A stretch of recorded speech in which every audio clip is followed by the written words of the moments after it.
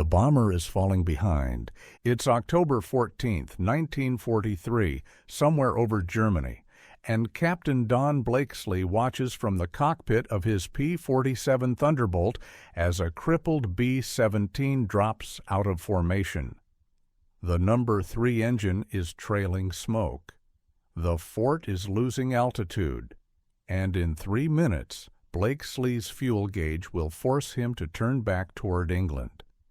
He keys the radio, tells the bomber crew to hang on, but they both know what's coming. The Messerschmitts are already circling, waiting. Blakesley's engine gauges are in the red. His fuel is gone. The German border is still 100 miles behind him, and his fighters can't go any further. The mathematics are brutal and simple. He has to leave. The bombers are on their own. By sunset, 60 flying fortresses will be torn from the sky over Schweinfurt. 650 men will never come home. It will be the single bloodiest day in the history of American strategic bombing. And it will prove one terrible thing. Without fighters that can go all the way, the daylight bombing campaign is dying. Why can't America build a fighter that can reach Berlin? The answer won't come from the Army Air Forces. It won't come from a general or an aircraft designer. It will come from a test pilot working for a British engine company who breaks every rule of protocol, flies an airplane he has no business touching, and writes a memo that will change the air war over Europe. His name is Ronald Harker, and in 30 minutes on a spring afternoon in 1942, he's about to see something no one else has seen yet. To understand what happens next, you need to go back to April 1942. The daylight bombing campaign over Europe is barely a year old, and it's already in trouble. British bombers tried flying in daylight. The losses were catastrophic. They switched to night raids. Safer, but far less accurate. The Americans believe they can do better. The B-17 Flying Fortress is tough. It's armed with 10 50 caliber machine guns. It flies in tight formations where the bombers can protect each other with overlapping fields of fire. The theory is elegant. In practice, it's a slaughter. German fighters hit the formations when they're deepest over Europe, when the American escorts have already turned back. Messerschmitts and Focke-Wulfs tear through the bombers, firing rockets from outside gun range, peeling them apart one by one. The Americans need a long-range fighter, something that can stay with the bombers all the way to the target and all the way home. But in 1942, no such airplane exists. The P-47 Thunderbolt is tough and heavily armed, but it's built for high-altitude interception, not long-range escort. Even with drop tanks, it can barely make it to the German border. The P-38 Lightning has range, but it struggles at high altitude in the cold European weather. Engines fail, cockpits freeze, pilots come back frostbitten and exhausted. There is one other airplane. It's called the Mustang, built by North American Aviation in just 117 days to a British specification, powered by an Allison V 1710 engine, and it's fast, 30 miles per hour faster than a Spitfire at the same altitude. But there's a problem. Above 15,000 feet, the Allison loses power. The single-stage supercharger can't compress enough air to keep the engine running strong at altitude. And the bombers fly at 25,000 feet. So the Royal Air Force uses the Mustang for low-level reconnaissance and ground attack. Fast, long-ranged, perfect for sneaking across the channel and photographing German positions. but useless as a high-altitude bomber escort. That's where things stand in April 1942. Then Wing Commander Ian Campbell Ord, the commanding officer of the RAF's Air Fighting Development Unit at Duxford, looks out his office window and sees a brand-new Mustang sitting on the tarmac. He makes a phone call. Ronald Harker is a test pilot for Rolls-Royce. He's 33 years old. He flies out of the company's flight test establishment at Hucknall, a quiet airfield in the Midlands. His job is to evaluate engines, not airframes. He tests Merlins in Spitfires, Lancasters, Mosquitoes. But Campbell Ord wants him to fly the Mustang. Not because Rolls-Royce has any connection to it. The Mustang uses an American engine, but Campbell Ord knows Harker has a good eye. And he's curious what a man who understands engines will think of the Mustang's performance. Harker drives to Duxford on April 30th, 1942. The Mustang waiting for him is AG-422, one of the first production models delivered to the RAF. It's sleek, low-slung. The laminar flow wing is like nothing else in service. The cockpit visibility is excellent. Harker climbs in, runs through the pre-flight, fires up the Allison V-1710, and taxis out. He's airborne for 30 minutes. When he lands, he sits in the cockpit for a long moment, thinking. Then he climbs out and goes looking for a pen and paper. What Harker writes in his memo, dated May 1, 1942, will change aviation history. He describes the Mustang as potentially formidable at low and medium altitudes. He notes that it's 30 miles per hour faster than the Spitfire Mark V at similar power settings. He mentions, incorrectly, that the designer worked for Messerschmitt before moving to North America. But then he gets to the point.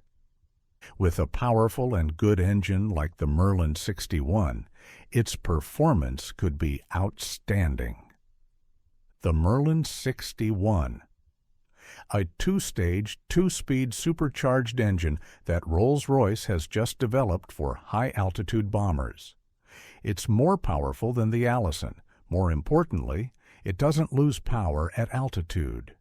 The two-stage supercharger compresses the thin air twice, feeding the engine enough oxygen to maintain power all the way up to 30,000 feet. Harker isn't just making a suggestion. He's done the math in his head. The Mustang's airframe is aerodynamically cleaner than anything the RAF has. Low drag, high speed, exceptional range. The only thing holding it back is the engine. Put a Merlin in it, and you'd have a fighter that could outrun, outclimb, and outrange everything in the sky. The problem is that Harker has no authority to make this recommendation. He doesn't work for North American Aviation. He doesn't work for the RAF. He's a test pilot for an engine company, and he's just told his superiors that they should take their best engine and put it in a foreign airplane built around a competitor's power plant. It's not exactly protocol, but Rolls-Royce management reads the memo. And they're intrigued. Within days, Rolls-Royce's chief aerodynamic engineer, Witold Chalier, runs calculations. He estimates that a Mustang with a Merlin 61 could reach 441 miles per hour at 25,600 feet. That's faster than a Spitfire, faster than anything the Germans have, except maybe a diving Focke-Wulf at full throttle. And the range? With drop tanks, a Merlin Mustang could fly for 7 or 8 hours, enough to escort bombers to Berlin and back. Rolls-Royce requests permission from the Air Ministry to convert a handful of Mustangs to Merlin power. The ministry is skeptical. Merlin production is already stretched thin. Every engine is allocated. Spitfires, Lancasters, Mosquitoes, the Hurricane. There's no capacity for experimental conversions of an American fighter that the RAF doesn't even use at high altitude. But Rolls-Royce is persistent. In June 1942, they received permission to convert 5 Mustangs. Not many, just enough to prove the concept. The first airframe, serial number AL975, arrives at Hucknall. Rolls-Royce engineers pull the Allison, modify the engine mounts, and fit a Merlin 65 with a 4-bladed Rotol propeller. The Merlin is heavier than the Allison, 300 pounds more. It requires a larger radiator to handle the extra heat from the 2-stage supercharger. The engineers add a chin scoop under the nose. Sleek, unobtrusive, perfectly integrated. On October 13, 1942, Captain R.T. Shepard, Rolls-Royce's chief test pilot, takes AL-975 up for its first flight. The performance is spectacular. Top speed, 413 miles per hour at 22,000 feet, with the supercharger in high gear. Ceiling, over 40,000 feet. Climb rate, nearly double that of the Allison Mustang. The 5th converted Mustang, serial number AM208, hits 433 miles per hour. It's faster than a Spitfire Mark 9, faster than a Typhoon. It has twice the range of a P-47, and it's available now, not 2 years down the development pipeline. The British call the converted airplanes Mustang Mark X. Only 5 are built. The RAF can't produce more. Rolls-Royce's Merlin production is locked into existing contracts. But across the Atlantic, the Americans are paying attention. Major Thomas Hitchcock is the United States military attaché in London. He's a former World War I pilot. He understands fighters. And when Rolls-Royce informs him in May 1942 that they're planning to put a Merlin in a Mustang, Hitchcock immediately grasps the implications. He sends a report to Wright Field in Ohio. He tells them the British are onto something. He urges the Army Air Forces to pursue the same conversion using Packard-built Merlins. Packard Motor Car Company in Detroit has been building Merlins under license since 1941. The Packard 5 1650 engine. It's not quite as refined as the British version, but it's close. And Packard has production capacity. On July 25, 1942, North American Aviation is authorized to convert 2 Mustangs to Merlin power. The designation is XP-78. Later, it's changed to XP-51B. North American doesn't wait for the British test results. They move fast. By August, before the first Mustang X has even flown, the Army Air Forces orders 400 P-51Bs on spec. A calculated gamble. The first XP-51B flies on November 30th, 1942. Test pilot Bob Chilton pushes it to 441 miles per hour at 29,800 feet. Exactly what Rolls-Royce predicted. The XP-51B climbs twice as fast as the Allison Mustang. It handles beautifully. The Packard Merlin runs smooth and strong all the way to altitude. The Army Air Forces orders 2,200 more. Production ramps up fast. North American's plant at Inglewood, California, starts building P-51Bs. A second plant in Dallas, Texas, builds an identical version called the P-51C. By the spring of 1943, Mustangs are rolling off the line by the hundreds. But getting them into combat takes time. Pilot training, maintenance crews, logistics, doctrine. And in the meantime, the bombers keep dying. October 14, 1943. Black Thursday, the second raid on Schweinfurt. 291 B-17 bombers. Target, ball-bearing factories deep in southern Germany. The plan calls for P-47 escorts to cover the first leg. Then the bombers are on their own. 60 B-17s are shot down. Another 17 are so badly damaged they're scrapped on return. 121 more come back with battle damage. 650 men are lost. The mission is called a success by the planners.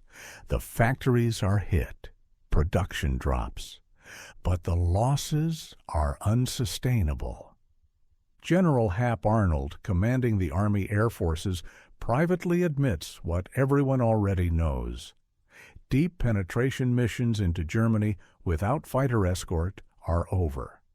The 8th Air Force pulls back. For the next 4 months, they'll fly only to targets within range of P-47 cover. France, the Low Countries, the Ruhr Valley. Berlin is untouchable. But by December 1943, the first P-51Bs are arriving in England. The 354th Fighter Group, flying out of Boxted, gets them first. Don Blakesley, still commanding the 335th Squadron of the 4th Fighter Group, flies a temporary assignment with the 354th in December to evaluate the Mustang in combat. He falls in love with it. When he returns to Debden at the end of December, he's a man on a mission. The 4th Fighter Group is still flying P-47s. Blakesley hates the Thunderbolt. It's heavy. It's slow to climb. It can't turn with a Messerschmitt. He wants Mustangs. Major General William Kepner, commanding 8th Fighter Command, resists. The Mustangs are supposed to go to new groups. Experienced units like the 4th shouldn't need to retrain. Blakesley pushes back. Hard. He argues that his pilots flew Spitfires with Merlins before converting to P-47s. They know the engine. They'll adapt fast. Kepner finally relents. But he makes Blakesley promise that the 4th will be combat-ready on the Mustang within 24 hours of receiving the aircraft. Blakesley agrees. He tells his pilots they'll learn to fly the Mustang on the way to the target. On January 1, 1944, Blakesley takes command of the 4th Fighter Group. By late February, the Mustangs arrive at Debden. The 4th flies its last P-47 mission on February 25th. Mechanics work through the night prepping the Mustangs. On February 28, 1944, 22 P-51Bs from the 4th Fighter Group take off for their first combat mission. Most of the pilots have less than an hour in type. They don't lose a single airplane. March 6, 1944. The first American fighter escort to Berlin. Blakesley leads the 4th Fighter Group in Mustangs, rendezvousing with B-17 and B-24s over the North Sea. They fly east, deep into Germany, deeper than any American fighter has ever gone. The Luftwaffe rises to meet them. Messerschmitt 109s, Focke-Wulf 190s. Veteran pilots who know the bombers are vulnerable this far from England. But this time, the escorts don't turn back. Blakesley's Mustangs are still there, weaving above the bomber stream. Fast, agile, deadly. The bombers hit Berlin. The fighters cover them all the way home. When Hermann Göring, head of the Luftwaffe, hears that American fighters escorted bombers over the Reich capital, he reportedly says the war is lost. He's right. By the summer of 1944, the Mustang is everywhere. General Jimmy Doolittle, commanding the 8th Air Force, issues a new directive. Fighter groups are no longer restricted to close escort. They're ordered to seek out and destroy the Luftwaffe wherever it can be found. In the air, on the ground, at airfields. The Mustang groups go hunting. They strafe airfields across Germany. They catch German fighters on takeoff. They dogfight at 30,000 feet and chase survivors all the way down to the deck. The attrition is devastating. Luftwaffe pilot losses skyrocket. Experienced aces are killed. Replacements are undertrained and overwhelmed. By the time D-Day arrives on June 6, 1944, the Allies own the skies over Normandy. The P-51D arrives in the summer of 1944. Bubble canopy for better visibility. 6 50-caliber machine guns, more fuel, better handling. Pilots like George Preddy and Chuck Yeager rack up kills.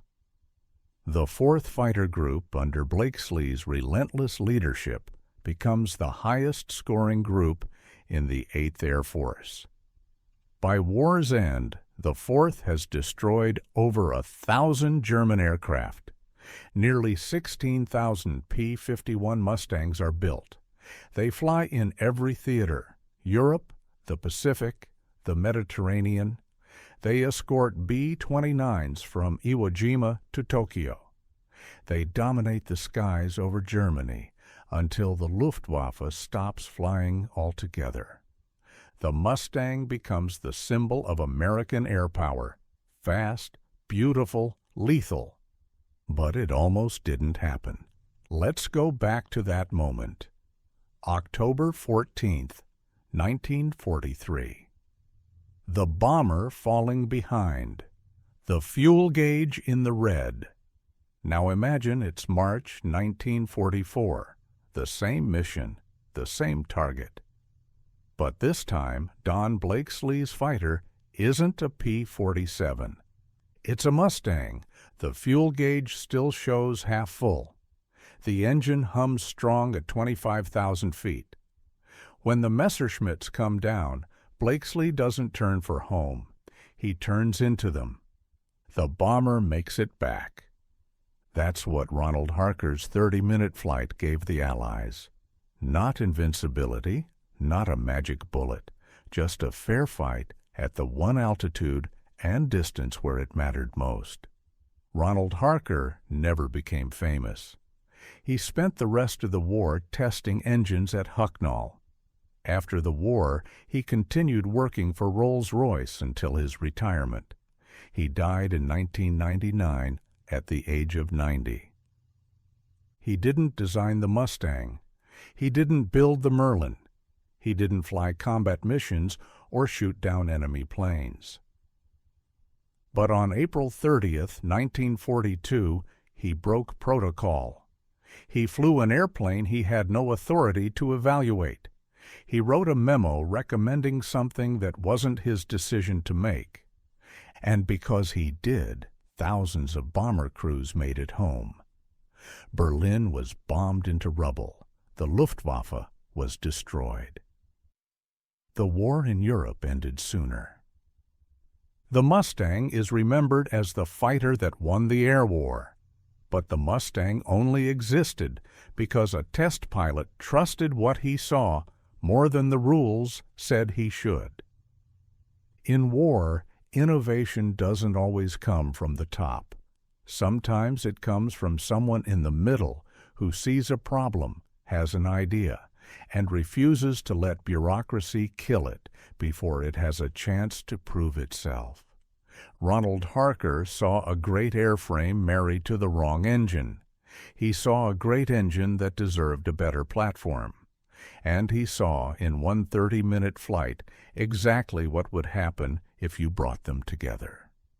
He wrote it down, he pushed it through, and he changed the war. One test pilot, one flight, one memo.